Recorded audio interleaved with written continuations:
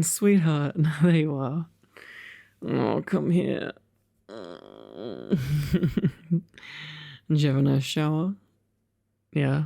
Well, you deserve it after the day you've had. Yeah, I know, you've had such a long day. But rest assured, the rest of your evening is pure relaxation and chilling. Yeah, I've taken care of everything. I've got, the washing is on. I have food in the oven. That's okay, baby. No. It doesn't matter. Hey, I know you said you were going to do the washing, but you already worked far too hard today. I can handle it, okay? Hey, we share responsibilities, okay? Okay. No pouting.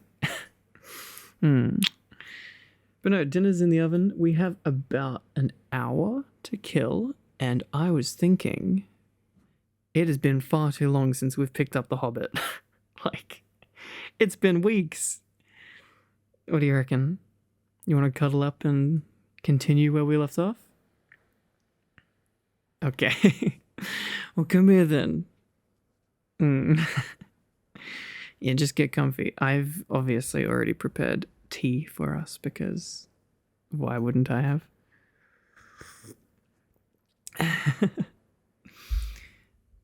All right. You comfy? Oh, it's my baby. You just relax, okay? You've had a long day, and now all you have to do is sit and listen to whatever nonsense adventure our friend Bilbo gets up to today. Where did we leave off? What was the last thing that happened? Ah, yes, the eagles. The majestic eagles whisked them away from the wargs and goblins. And then I think Bilbo passed out or something fun. Oh no, he's sleeping curled up on a rock, as you do, on top of a eagle's eyrie, dreaming about his own hobbit hole, as one does, as he has done many times. But now we are up to Chapter 7, Queer Lodgings. You good? You comfy? Okay. He just looks so sleepy. Oh, You do smell very good, by the way. Yeah, it's the shampoo. My favorite. Okay. The next morning, Bilbo woke up with the early sun in his eyes. He jumped up to look at the time and to go and put his kettle on. Do excuse the obnoxious washing machine. Don't know if you could hear that. He jumped up to look at the time and to go and put his kettle on, and found he was not home at all. As we said, he was just dreaming about his hobbit hole. He did not get either. Wait, God, I'm sorry. I'm rusty. Rusty at reading. So he sat down and wished in vain for a wash and a brush. He did not get either, nor tea, nor toast, nor bacon for his breakfast, only cold mutton and rabbit. And after that, he had to get ready for a fresh start. Well, joke's on you, Mr. Bilbo, because I have tea.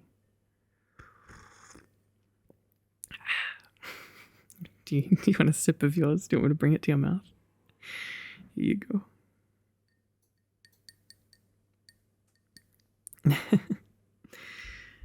This time, he was allowed to climb onto an eagle's back and cling between its wings. The air rushed over him and he shut his eyes. The dwarves were crying farewells, and that washing machine is very obnoxiously loud. Hang on, you know what? Let me get up and close the door just so it's less, gurgly in between our reading.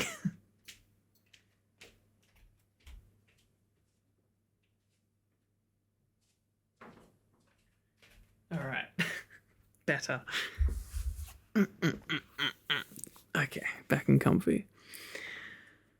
Where were we? The air rushed over him and he shut his eyes. The dwarves were crying farewells and promising to repay the Lord of the Eagles if ever they could, as off rose 15 great birds from the mountain's side.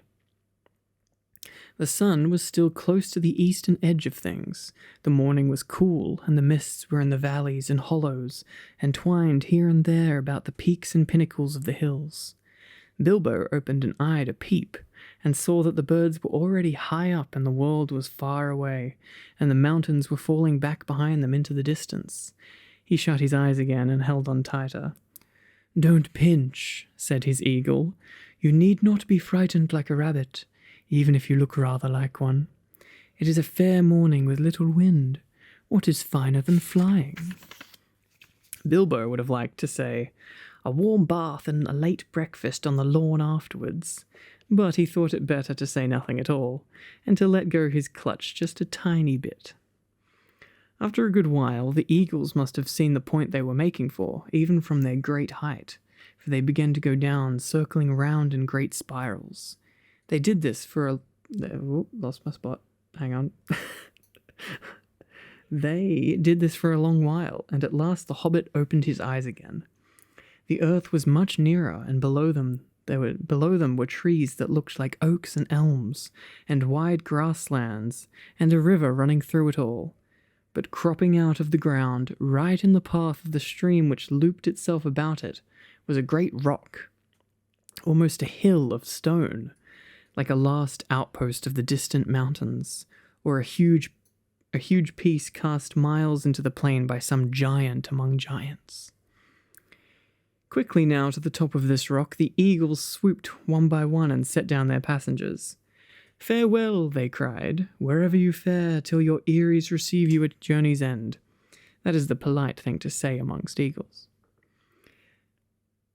"May the wind under your wings bear you where the sun sails and the moon walks," answered Gandalf, who knew the correct reply. Oh, my man is well versed in eagle etiquette. They don't teach that in schools. And so they parted. And though the Lord of the Eagles became in after the... I'm so sorry. I'm rusty, like I said. And though the Lord of the Eagles became in after days the king of all birds and wore a golden crown, and his 15 chieftains golden collars made of the gold that the dwarves gave them, Bilbo never saw them again. That was a terrible sentence, I'm so sorry. Bilbo never saw them again, except high and far off in the battle of the 5 armies.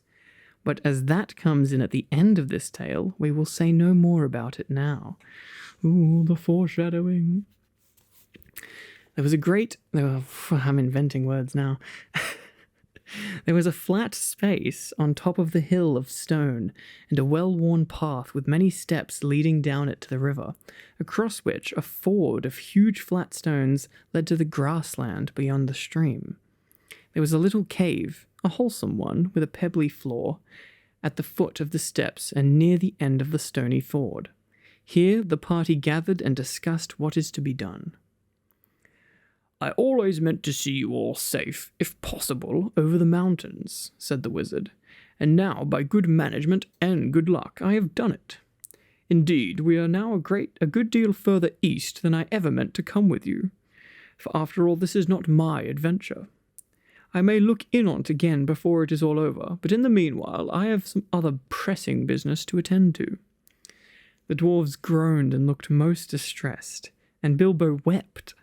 They had begun to think Gandalf was going to come all the way, and would always be there to help them out of difficulties. "I am not going to disappear this very instant," said he. "I can give you a day or 2 more. Probably I can help you out of your present plight, and I need a little help myself. We have no food, no baggage, and no ponies to ride, and you don't know where you are. Now I can tell you that. You are still some miles north of the path which we should have been following, if we had not left the mountain pass in a hurry. Very few people live here in these parts, unless they have come here since I was last down this way, which is some years ago. But there is somebody that I know of who lives not far away. That somebody made the steps on the great rock, the Carrock, I believe he calls it. He does not come here often, certainly not in the daytime, as it is no good waiting for him. And it is no good waiting for him. In fact, it would be very dangerous. We must go and find him, and if all goes well at our meeting, I think I shall be off and wish you, like the eagles, farewell wherever you fare. They begged him not to leave them. They offered him dragon gold and silver and jewels, but he would not change his mind. We shall see, he said, and I think I already earned some of your dragon gold, when you have got it. After that they stopped pleading. Then they took off their clothes and bathed in the river, which was shallow and clear and stony at the ford. When they had dried in the sun, which was now strong and warm, they were refreshed, if still sore and a little hungry. Soon they crossed the ford, carrying the Hobbit, and then began to march through the long green grass and down the lines of the wide-armed oaks and the tall elms. "And why is it called the Carrock?" asked Bilbo, as he went along at the wizard's side. "He called it the Carrock because Carrock is his word for it. He calls things like that Carrocks, and this one is the Carrock because it is the only one near his home and he knows it well." Now that is a convoluted reason for calling something something. Who calls it? Who owns it? Who knows it? That somebody I spoke of, a very great person. You must all be very polite when I introduce you. I shall introduce you slowly, 2 by 2, I think, and you must be careful not to annoy him, or heaven knows what will happen. He can be appalling when he is angry, though he is kind enough if humoured. Still, I warn you he gets angry easily. Sounds like a fun friend. The dwarves all gathered round when they heard the wizard talking like this to Bilbo. "Is that the person you're taking us to now?" they asked. "Couldn't you find someone more easy-tempered? Hadn't you better explain it all a bit clearer?" And so on.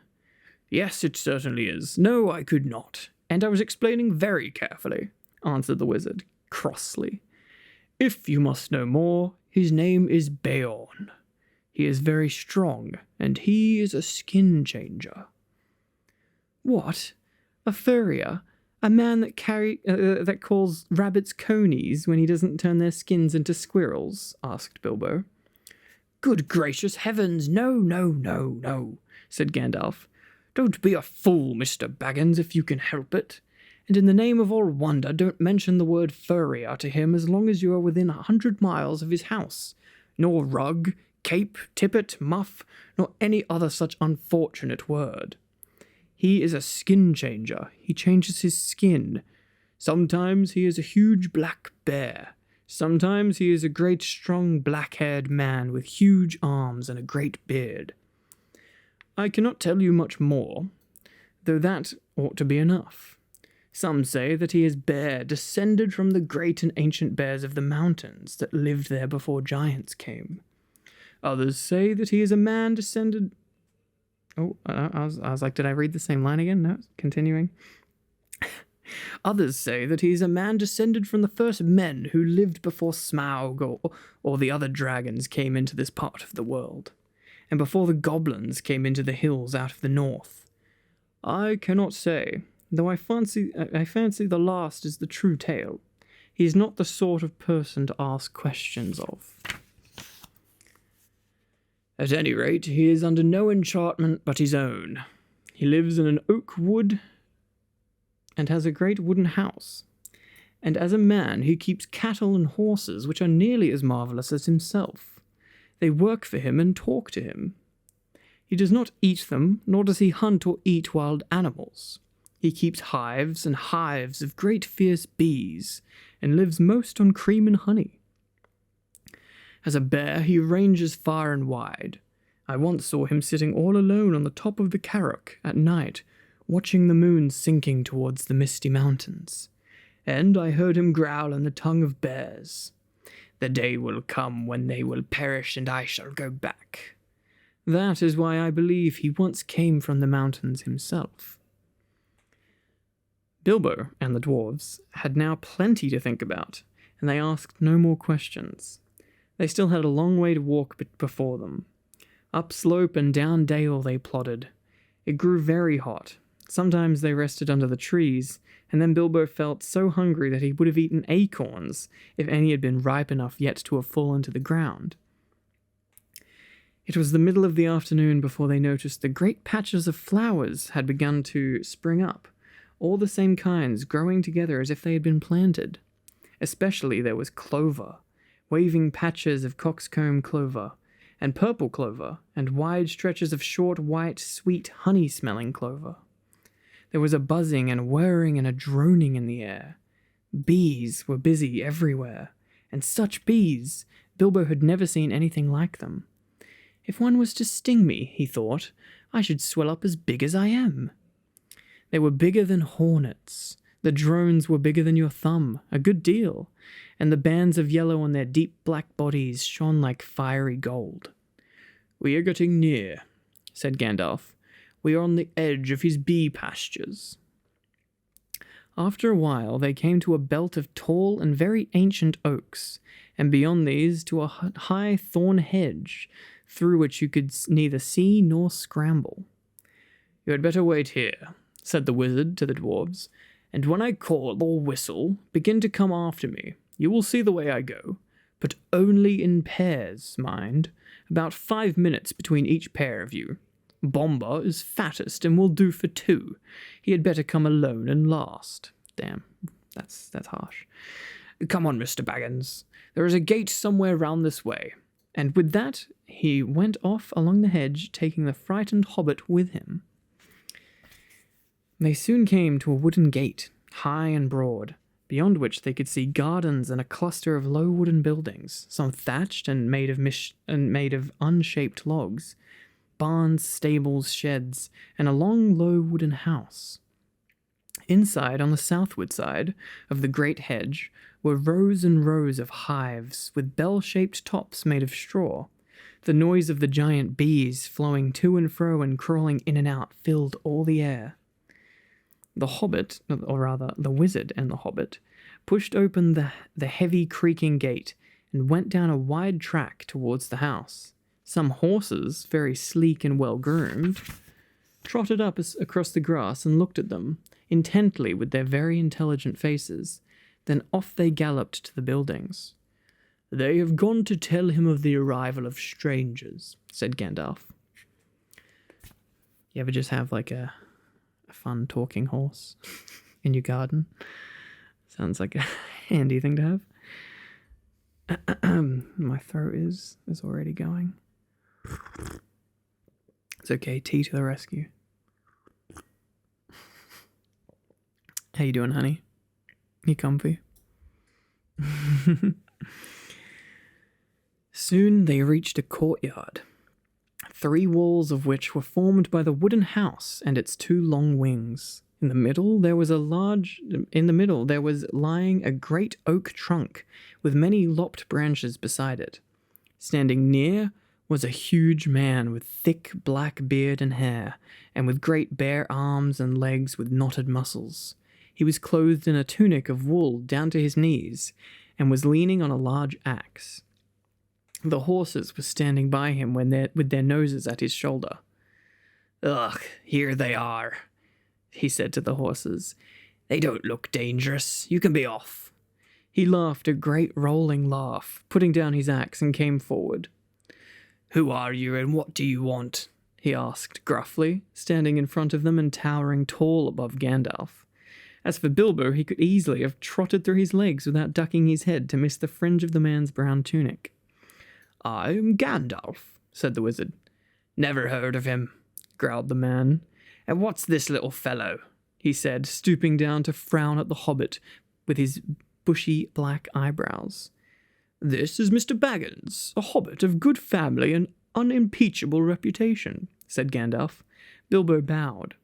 He had no hat to take off and was painfully conscious of his many missing buttons. "I am a wizard," continued Gandalf. "I have heard of you, if you have not heard of me, but perhaps you have heard of my good cousin Radagast, who lives near the southern borders of Mirkwood." "Yes, not a bad fellow is—" Hang on, I've lost my Bayonne voice. "Yes, not a bad fellow as wizards go, I believe. I used to see him now and again. said Bjorn. Well, now I know who you are, or who you say you are. What do you want? To tell you the truth, we have lost our luggage and nearly lost our way, and are rather in need of help, or at least of advice.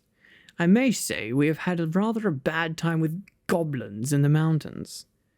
Goblins, said the man less gruffly. Oh, so you've been having trouble with them, have you? What did you go near them for? We did not mean to. They surprised us at night in a pass, which we had to cross.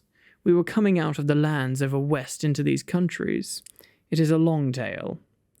Then you had better come inside and tell me some of it, if it won't take all day, said the man, leading the way through a dark door that opened out of the courtyard into the house. Following him, they found themselves in a wide hall with a fireplace in the middle. Though it was summer, there was a wood fire burning, and the smoke was rising to the blackened rafters in search of the way out through an opening in the roof. They passed through this dim hall, lit only by the fire in the hall above it, and came through another smaller door into a sort of veranda propped on wooden posts made of single tree trunks. It faced south and was still warm and filled with the light of the westering sun, which slanted into it, and fell golden on the garden full of flowers that came right up to the steps. We have a picture. We have an illustration. Look at this. Nice oak wood cabin with a big fireplace in the middle. Very cozy. Here they sat on wooden benches while Gandalf began his tale, and Bilbo swung his dangling legs and looked at the flowers in the gardens, wondering what their names could be, as he had never seen half of them before. I was coming over the mountains with a friend or two, said the wizard. Or two? I can only see one. What is this voice? I had a good voice to start with, and now it's gone. It was like Scottish, and then it's just Gandalf, but more gruff. Hang on, let me get in character for this guy. Or two. No, now it just sounds like a goblin. Bloody hell, I've lost. I can't. As soon as multiple voices come in, I just lose it entirely. They all just blend into one. Or two, I can only see one, and a little one at that, said Beorn. Well, to tell you the truth, I did not like to bother you with the lot of us, until I found out if you were busy. I will give a call, if I may. Go on, call away. So Gandalf gave a long shrill whistle, and presently Thorin and Dory came round the house by the garden path, and stood bowing low before them. One or three you meant, I see, said Beorn. But these aren't hobbits, these are dwarves. Thorin Oakenshield, now I have to do my Thorin voice, which I've also forgotten. Thorin Oakenshield at your service. Dory at your service, said the two dwarves, bowing again. I don't need your service, thank you, said Beorn, but I expect you need mine. I am not over fond of dwarves, but if it is true you are Thorin, son of Thrain, son of Thror, I believe, and that your companion is respectable, and that you are enemies of goblins and not up to any mischief in my lands. What are you up to, by the way? They are on their way to visit the land of their fathers away east beyond Mirkwood, put in Gandalf, and it is entirely an accident that we are here in your lands at all.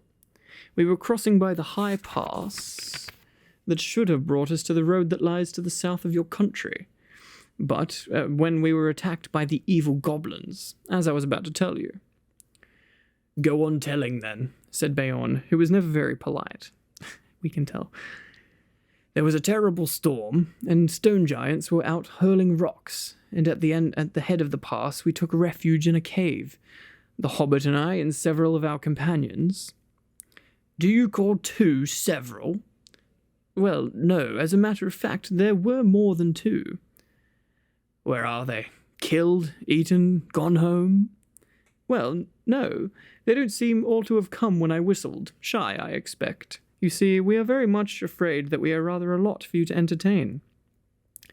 Go on, whistle again. I am in for a party, it seems, and one or two more won't make much difference, growled Beorn. Gandalf whistled again, but Nori and Ori were there almost before he had stopped, for, if you remember, Gandalf had told them to come in pairs every 5 minutes. "Hello," said Beorn. "You came pretty quick. Where were you hiding?" "Come on, my jack-in-the-boxes." "Nori, at your service. Ori, at—" they began, but Beorn interrupted them. "Thank you. When I want your help, I will ask for it. Sit down, let's get on with this tale, or it will be supper time before it's ended." "As soon as we were asleep," went on Gandalf, "a crack at the back of the cave opened. Goblins came out and grabbed the Hobbit and the dwarves and our troop of ponies." "Troop of ponies? What were you, a travelling circus?" I'm so sorry, the voice. I had the voice. I had it. Okay, I'll just keep going. I'm trying to create an authentic experience for you, and I'm failing here. In character. "Troop of ponies. What were you, a travelling circus? Were you carrying lots of goods? Or do you always call 6 a troop?" "Oh no, as a matter of fact, there were more than 6 ponies, for there were more than 6 of us. And well, here are 2 more. Just at that moment, Balin and Dwalin appeared and bowed so low that their beards swept the stone floor. The big man was frowning at first, but they did their best to be frightfully polite, and kept on nodding and bending and bowing and waving their hoods before their knees, in proper dwarf fashion, till he stopped frowning and burst into a chuckling laugh. They looked so comical. "Troop was right," he said, "a fine comic one. Come in, my merry men, and what are your names? I don't want your service just now, only your names, and then sit down and stop wagging." "Balin and Dwalin," they said, not daring to be offended, and sat flop on the floor looking rather surprised. "Now, go on again," said Beorn to the wizard. "Where was I? Oh yes, I was not grabbed. I killed a goblin or 2 with a flash." "Good," growled Beorn. It is some good being a wizard, then." "And slipped inside the crack before it closed. I followed down into the main hall, which was crowded with goblins. The great goblin was there with 30 or 40 armed guards. I thought to myself, even if they were not all chained together, what can a dozen do against so many?" "A dozen? That's the first time I've heard 8 called a dozen. Or have you still got some more jacks that haven't come out of their boxes?" "Well, yes, there seems to be a couple more here now. Filly and Killy, I believe," said Gandalf, as these 2 now appeared and stood smiling and bowing. "That's enough," said Beorn. "Sit down and be quiet. Now go on, Gandalf." So Gandalf went on with the tale until he came to the fight in the dark, the discovery of the lower gate, and their horror when they found out that Mr. Baggins had been mislaid. "We counted ourselves and found that there was no Hobbit. There were only 14 of us left." "14? That's the first time I've heard 1 from 10 leave 14. You mean 9, or else you haven't told me all the names of your party." "Well, of course you haven't seen Oin and Gloin yet. And bless me, here they are. I hope you forgive them for bothering you." "Oh, let them come. Let them all come. Hurry up. Come along, you 2, and sit down. But look here, Gandalf. Even now we've only got yourself and 10 dwarves and the Hobbit that was lost. That only makes 11, plus 1 mislaid, and not 14, unless wizards count differently to other people. But now, please get on with the tale." Beorn did not show it more than he could help, but really he had begun to get very interested. You see, in the old days, he had known the very part of the mountains that Gandalf was describing. He nodded and he growled when he heard of the Hobbit's reappearance and of their scramble down the stone slide and of the wolf ring in the woods. When Gandalf came to their climbing into the trees with the wolves all underneath, he got up and strode about and muttered, "I wish I had been there. I would have given them more than fireworks." "Well," said Gandalf, very glad to see that his tale was making a good impression, "I did the best I could. There we were, with the wolves going mad underneath us and the forest beginning to blaze in places, when the goblins came down from the hills and discovered us. They yelled with delight and sang songs making fun of us. 15 birds in 5 fir trees. Good heavens, growled Bayonne.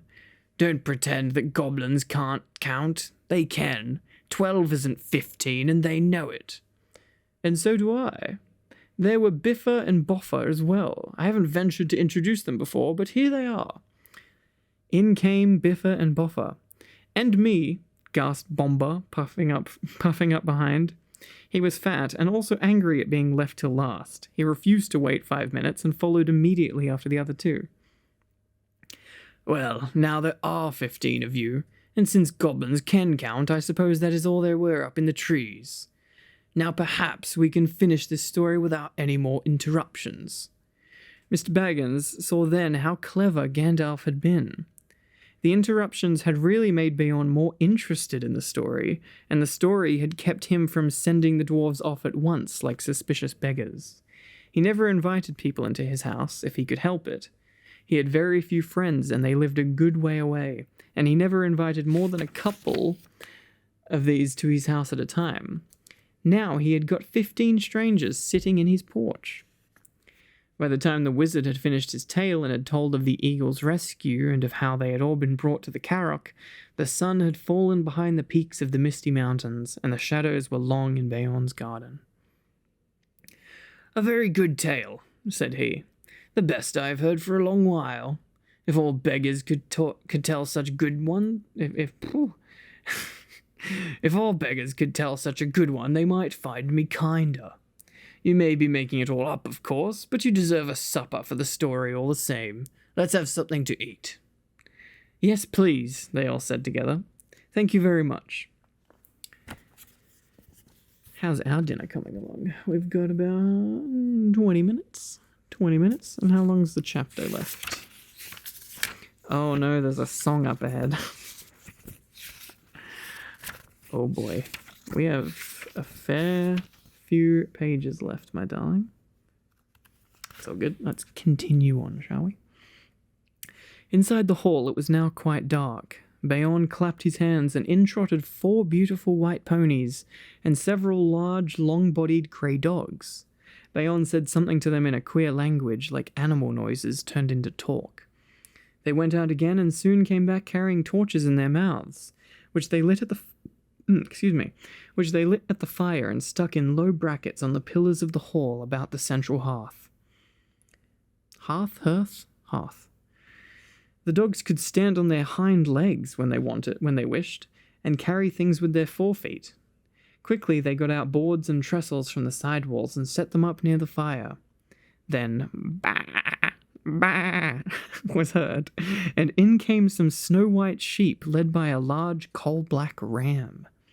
One bore a white cloth embroidered at the edges with figures of animals. Others bore on their broad backs trays with bowls and platters and knives and wooden spoons, which the dogs took and quickly laid on the trestle tables. These were very low enough for even Bilbo to sit at comfortably.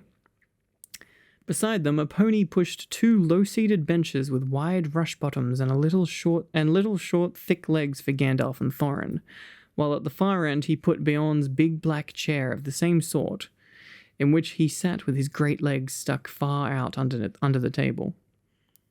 These were all the chairs he had in his hall, and he probably had them low like the tables for the convenience of the wonderful animals that waited on him. What did the rest sit on? They were not forgotten. The other ponies came in rolling around drum-shaped sections of logs, smoothed and polished, and low enough even for Bilbo.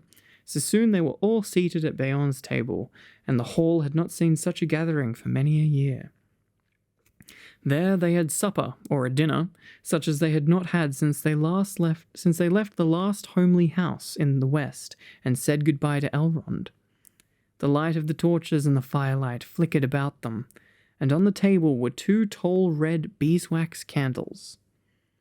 All the time they ate, Bayonne, in his deep rolling voice, told tales of the wild lands on this side of the mountains, and especially of the dark and dangerous wood that lay outstretched far to north and south a day's ride before them, barring their way to the east, the terrible forest of Mirkwood.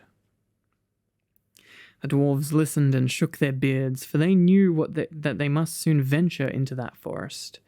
And that after that, and I'm gonna drink some tea, just real quick. Don't mind me, I can read the English language. The dwarves listened and shook their beards, for they knew that they must soon venture into that forest, and that after the mountains it was the worst of the perils that they had to pass before they came to the dragon's stronghold.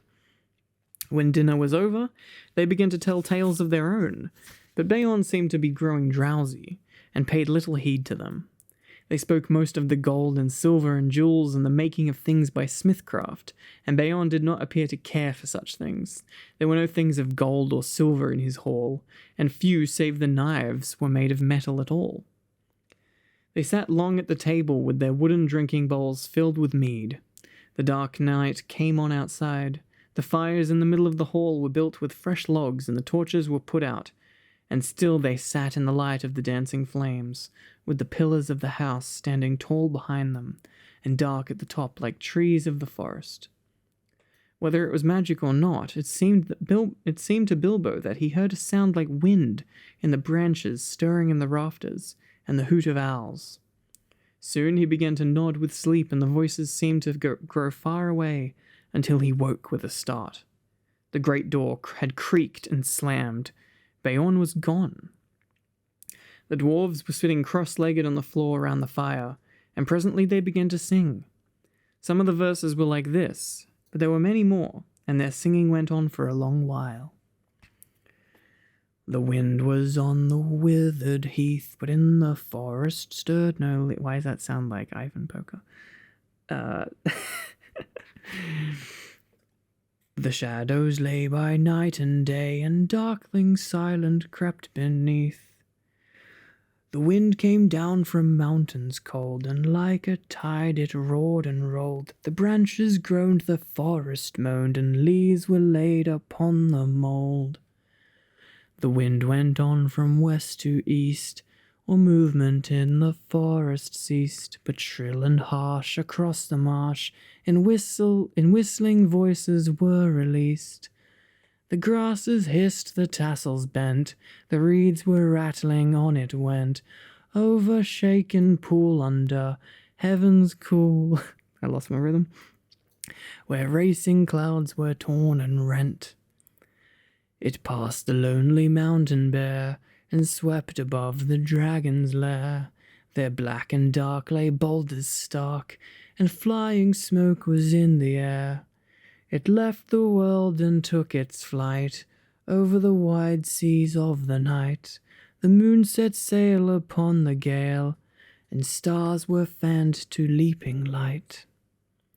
Bilbo began to nod again. Suddenly up stood Gandalf. Gandalf says, "It is time for you to stop singing." "It is time for us to sleep." Well, close enough. He said, "For us, but not, I think, for Bayon. In this hall we can rest sound and safe, but I warn you all not to forget what Bayon said before he left us. You must not stray outside until the sun is up, on your peril." Bilbo found that their beds had already been laid out at the side of the hall, on a sort of raised platform between the pillars and the outer wall.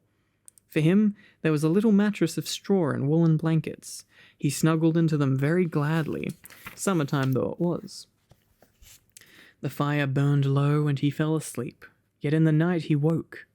The fire had now sunk to a few embers. The dwarves and Gandalf were all asleep, to judge by their breathing. A splash of white on the floor came from the high moon, which was peering down through the smoke hole on the roof. There was a growling sound outside, and a noise as of some great animal scuffling at the door. Bilbo wondered what it was, and whether it could be Bayon in enchanted shape, and if he would come in as a bear and kill them. He dived under the blankets and hid his head, and fell asleep again at last in spite of his fears. How you doing, honey? You still with me? You're so cute.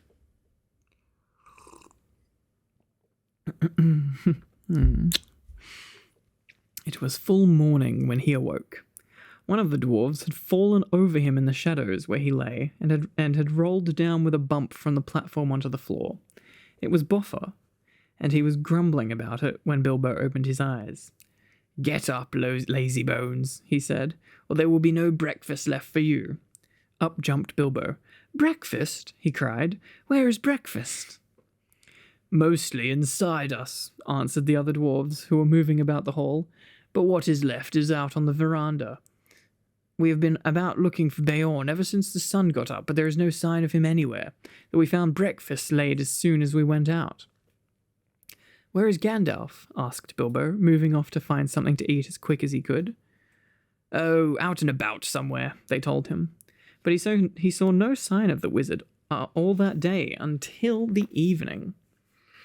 Just before sunset, he walked into the hall, where the Hobbit and the dwarves were having supper, waited on by Beorn's wonderful animals, as they had been all day.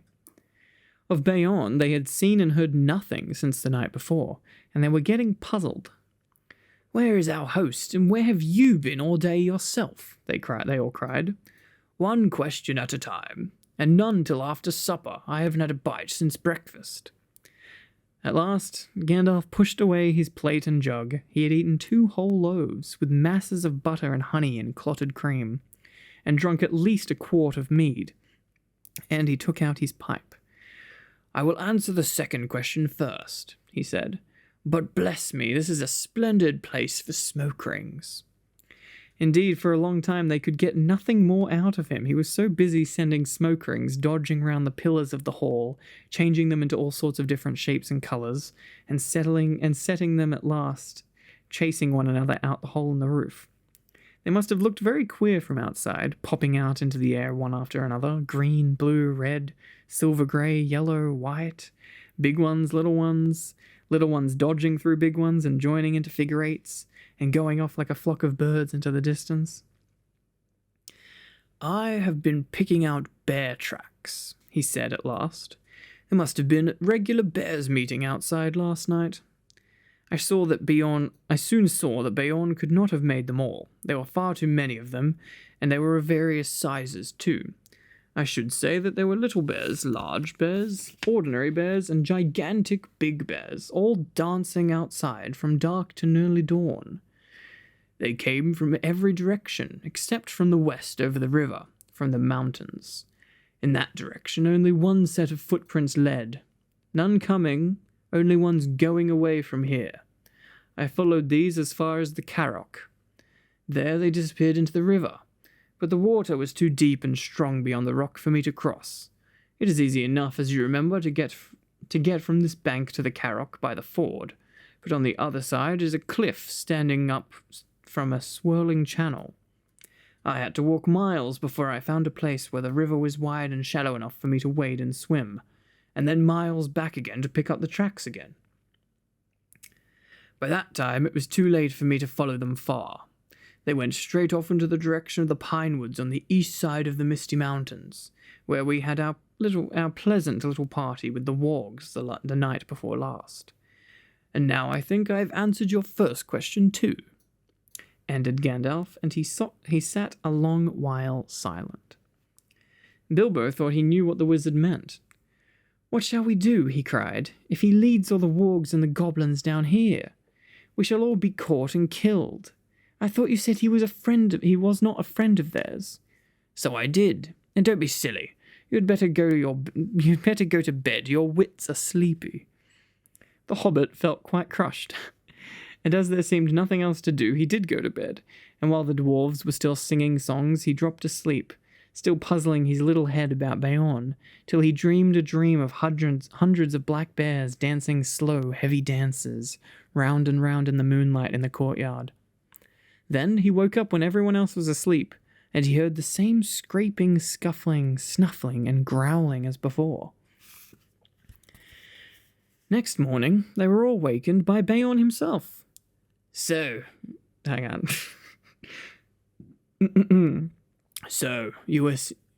here you are all still," he said. He picked up the Hobbit and laughed.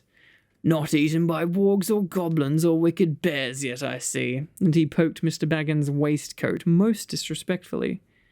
Little bunny is getting nice and fat again on bread and honey, he chuckled. Come and have some more. So they all went to have breakfast with him, and just casually just pick up a hobbit, poke him a couple times, and then let's go have breakfast.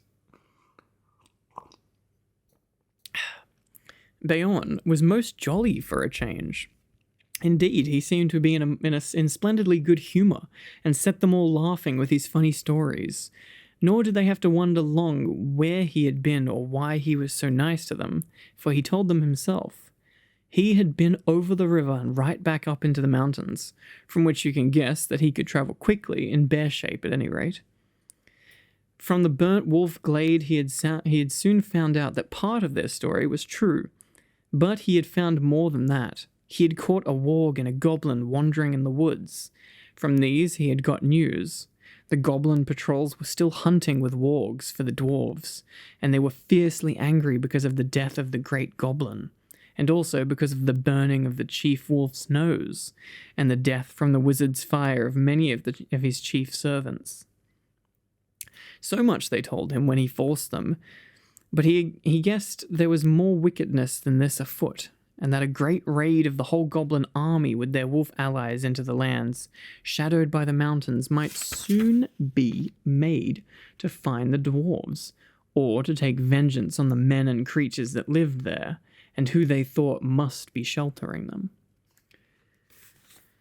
It was a good story, that of yours, said Beorn, but I like it better now I am sure it is true. You must forgive my not taking your word. If you lived near the edge of Mirkwood, you would take the word of no one that you did not know as well as your brother, or better. As it is, I can only say I have hurried home as fast as I could to see that you are safe, and to offer you any help I can. I shall think more kindly of dwarves after this. Killed the great goblin, he chuckled fiercely to himself. What did you do with the goblin and the warg? Asked Bilbo suddenly. Come and see, said Beorn, and they followed around the house. A goblin's head was stuck outside the gate, and a warg's skin was nailed to a tree just beyond. Beorn was a fierce enemy, but now he was their friend, and Gandalf thought it was wise to tell him their whole story and the reason of their journey, so that they could get the most help he could offer. This is what he promised to do for them.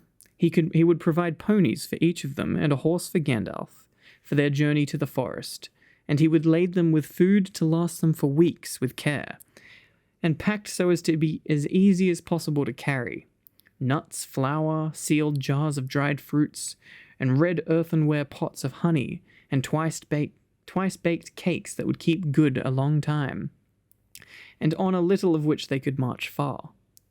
The making of these was one of his secrets, but honey was in them, as is in most of his foods, and they were good to eat, though they made one thirsty. Water, he said, they would not need to carry this side of the forest, for there were streams and springs along the road. But your way through Mirkwood is dark, dangerous, and difficult, he said. Water is not easy to find there, nor food. The time is not come for nuts, though it may be past and gone indeed before you get to the other side. And nuts are about all that grows there fit for food. And there the wild things are dark, queer, and savage. I will provide you with skins for carrying water, and I will give you some bows and arrows. But I doubt very much whether anything you find in Mirkwood will be wholesome to eat or to drink. There is one stream there, I know, black and strong, which crosses the path. That you should neither drink of nor bathe in, for I have heard that it carries enchantment and a great drowsiness and forgetfulness. And in the dim shadows of that place, I don't think you will shoot anything, wholesome or unwholesome, without straying from the path. That you must not do for any reason. That is all the advice I can give you. Beyond the edge of the forest, I cannot help you much. You must depend on your luck and your courage and the food I send with you. At the gate of the forest, I must ask you to send back my horse and my ponies. But I wish you all speed, and my house is open to you, if ever you come back this way again. Well then, They thanked him, of course, with many bows and sweepings of their hoods, and with as many an "At your service, O master of the wide wooden halls." But their spirits sank at his grave words, and they all felt that the adventure was far more dangerous than they had thought, while at the time, even if they had hang on, let me restart this. And they all felt that the adventure was far more dangerous than they had thought, while all the time, even if they had passed all the perils of the road, the dragon was waiting at the end. All that morning, they were busy with preparations. Soon after midday, they ate with Bayon for the last time, and after the meal they mounted the steeds he was lending them, and bidding him many farewells, they rode off through the gate at a good pace.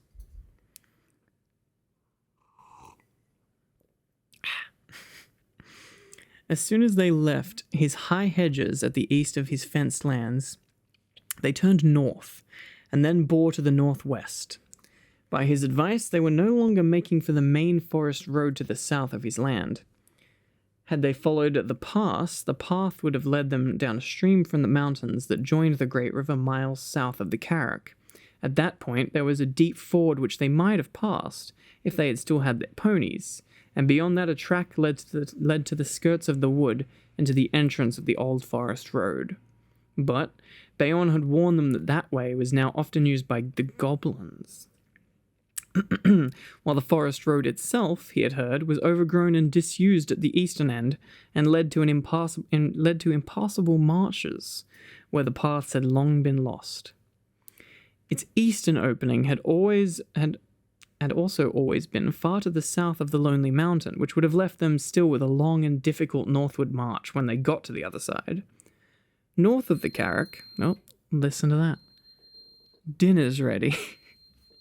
Let me just hush the oven.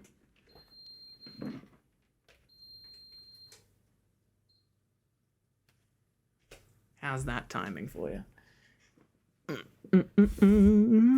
Are you hungry?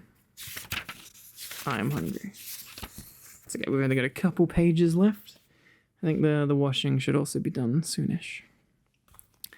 Let us carry on.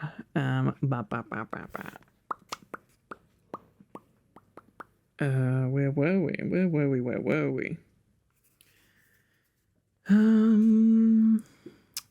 Its eastern opening had also always been far to the south of the Lonely Mountain, would have left them with a long, difficult northward march, blah, blah, blah, blah. North of the 𝘐𝘭𝘶, the edge of 𝘏𝘏𝑗𝑚 drew closer to the borders of the great river, and through here the mountains too drew down nearer. That is a tongue twister.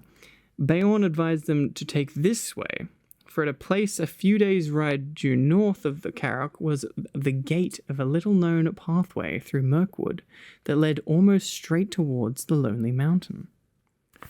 That was a lot of complicated directions and paths. TLDR, there's an old path, goblins down it, don't do that one. There's another path, it's closer to the Lonely Mountain, do that one. Good to know, thanks Bayon. Appreciate it. The goblins, Bayon had said, will not dare to cross the great river for 100 miles north of the 𝘐𝘭𝘶, nor to come near my house. It is well protected at night. But I should ride fast, for if they make their raid soon, they will cross the river to the south and scour all the edge of the forest so as to cut you off, and wargs run swifter than ponies. Still, you are safer going north, even though you may seem to be going back nearer to their strongholds, for that is what they will least expect, and they will have the longer ride to catch you. Be off now, quick as you may. That is why they were now riding in silence, galloping wherever the ground was grassy and smooth, with the mountains dark on their left, and in the distance the line of the river with its trees drawing ever closer. The sun had only just turned west when they had started, until evening it lay golden on the land about them. It was difficult to think of pursuing goblins behind, and when they had put many miles between them and Bayon's house, they began to talk and to sing again, and to forget the dark forest path that lay in front. But in the evening, when the dusk came on and the peaks of the mountains glowered against the sunset, they made a camp and set a guard, and most of them slept uneasily with dreams in which there came the howl of hunting wolves and the cries of goblins. Still, the next morning dawned bright and fair again. There was an autumn-like mist white upon the ground, and the air was chill. But soon the sun rose red in the east, and the mists vanished. And while the shadows were still long, they were off again. So they rode now for 2 more days, and all the while they saw nothing save grass and flowers and birds and scattered trees, and occasionally small herds of red deer browsing or sitting at noon in the shade.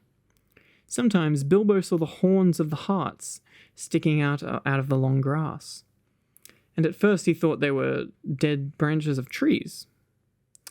That third evening they were so eager to press on, for Beorn had said that they should reach the forest gate early on the 4th day, that they rode still forward after dusk and into the night beneath the moon. As the light faded, Bilbo thought he saw away to the right, or to the left, the shadowy form of a great bear prowling along in the same direction. But if he dared to mention it to Gandalf, the wizard only said, "Hush, take no notice." It's Beorn. He's creeping. He's following. Next day, they started before dawn, though their night had been short. As soon as it was light, they could see the forest coming as if it were to meet them, or waiting for them like a black and frowning wall before them. The land began to slope up and up, and it seemed to the hobbit that a silence began to draw in upon them. Birds began to sing less. There were no more deer, not even rabbits were to be seen. By the afternoon they had reached the eaves of Mirkwood, and were resting almost beneath the great overhanging boughs of its outer trees. Their trunks were huge and gnarled, their branches twisted, their leaves were dark and long. Ivy grew on them and trailed along the ground. Well, hang on, that's not Gandalf's voice. "Well, here is Mirkwood," said Gandalf, "the greatest of the forests of the northern world. I hope you like the look of it. Now you must send back those excellent ponies you have borrowed." The dwarves were inclined to grumble at this, but the wizard told them they were fools. Beorn is not as far off as you seem to think, and you had better keep your promises anyway, for he is a bad enemy. Mr. Baggins' eyes are sharper than yours. If you have not seen each night after dark a great bear going along with us, or sitting far off in the moon watching our camps. Not only to guard you and guide you, but to keep an eye on the ponies too. Beorn may be your friend, but he loves his animals as his children. You do not guess what kindness he has shown you in letting dwarves ride them so far and so fast, nor what would happen to you if you tried to take them into the forest." "What about the horse, then?" said Thorin. "You don't mention sending that back." "I don't, because I'm not sending it." "What about your promise, then?" "I will look after that. I'm not sending the horse back. I am riding it." Then they knew that Gandalf was going to leave them at the very edge of Mirkwood, and they were in despair. But nothing they could say would change his mind. "Now, we had all this out before, when we landed on the Carrock," he said. "It is no use arguing. I have, as I told you, some pressing business away south, and I am already late through bothering with you people. We may meet again before it all is over. And then again, of course, we may not. That depends on your luck and your courage and sense. And I am sending Mr. Baggins with you. I have told you before that he is more about him than you guess. And you will find that out before long. So cheer up, Bilbo, and don't look so glum. Cheer up, Thorin and company. This is your expedition, after all. Think of the treasure at the end and forget the forest and the dragon, at any rate until tomorrow morning." When tomorrow morning came, he still said the same. So now there was nothing left to do but to fill their water skins at a clear spring they found close to the forest gate and unpack the ponies. They distributed the packages as fairly as they could, though Bilbo thought his lot was wearisomely heavy, and did not at all like the idea of trudging for miles and miles with all that on his back. "Don't you worry," said Thorin. "It will get lighter all too soon. Before long I expect we shall all wish our packs heavier, when the food becomes to run short." That's very foreboding and very encouraging, Thorin. Thank you. Then at last they said goodbye to their ponies and turned their heads for home. Off they trotted gaily, seeming very glad to put their tails towards the shadow of Mirkwood. As they went away, Bilbo could have sworn that a thing like a bear left the shadow of the trees and shambled off quickly after them. Now, Gandalf too said farewell. Bilbo sat on the ground feeling very unhappy and wishing he was beside the wizard on his tall horse. He had gone just inside the forest after breakfast, a very poor one, and it had seemed as dark in there in the morning as at night, and very secret, a sort of watching and waiting feeling, he said to himself. "Goodbye," said Gandalf to Thorin, "and goodbye to you all. Goodbye. Straight through the forest is your way now. Don't stray off the track. If you do, it is 1,000 to 1 you will ever find it again, and never get out of Mirkwood. And then I don't suppose I, or anyone else, will see you ever again." "Do we really have to go through?" groaned the Hobbit. "Yes, you do," said the wizard, "if you want to get to the other side. You must either go through or give up your quest, and I am not going to allow you to back out now, Mr. Baggins. I am ashamed of you for thinking of it. You have got to look after all these dwarves for me." He laughed. No, said Bilbo. "I didn't mean that. I meant, is there no way around?" "There is, if you care to go 200 miles or so out of your way north, and twice that south. But you wouldn't get a safe path even then. There are no safe paths in this part of the world. Remember, you are over the edge of the wild now, and in for all sorts of fun wherever you go. Before you could get round Mirkwood in the north, you would be right among the slopes of the Grey Mountains, and they are simply stiff with goblins, hobgoblins, and orcs of the worst description. Before you could get around it to the south, you would get into the land of the necromancer, and even you, Bilbo, won't need me to tell you the tales of that black sorcerer. I don't advise you go anywhere near the places overlooked by his dark tower. Stick to the forest track, keep your spirits up, hope for the best, and with tremendous slice of luck you may come out one day and see the long marshes lying below you, and beyond them, high in the east, the lonely mountain where dear old Smaug lives, though I hope he is not expecting you." "Very comforting you are, to be sure," scowled Thorin. "Goodbye. If you won't come with us, you had better get off without any more talk." "Goodbye, then, goodbye, and really goodbye," said Gandalf, and he turned his horse and rode down into the west. But he could not resist the temptation to have the last word. Before he had passed quite out of hearing, he turned and put his hands to his mouth and called to them. They heard his voice come faintly. "Goodbye, be good, take care of yourselves, and don't leave the path." Then he galloped away and was soon lost to sight. "Oh, goodbye and go away," grunted the dwarves, all the more angry because they were really filled with dismay at losing him. Now began the most dangerous part of all their journey. They each shouldered the heavy pack and the water skin which was their share, and turned from the light that lay on the lands outside, and plunged into the forest. Bum, bum, bum. Yay! That was a long chapter. And also, I hope you're excited because the next chapter is called Flies and Spiders. Now that's some fun foreshadowing.